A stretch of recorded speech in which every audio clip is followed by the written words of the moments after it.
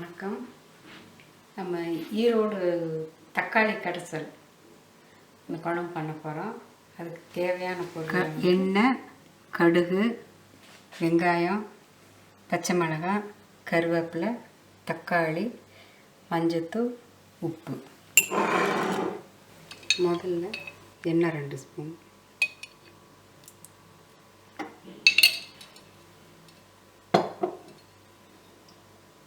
எண்ணெய் காஞ்சதும் கடுகு போட வேண்டியதுதான்.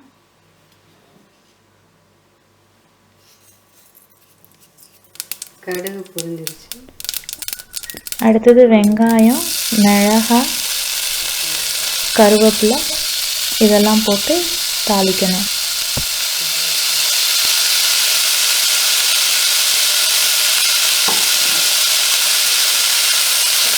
வெங்காயம் வதங்கிட்டு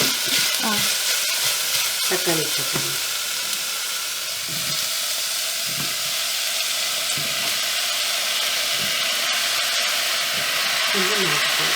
கொஞ்சம்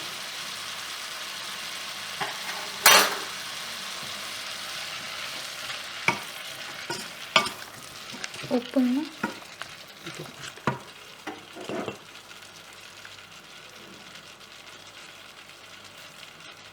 உப்பு தேவைக்கேற்ப.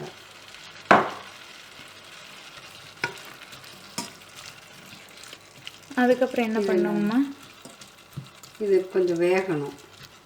நல்லா வெந்த பிற்பாடு கடைஞ்சி எடுக்கணும்.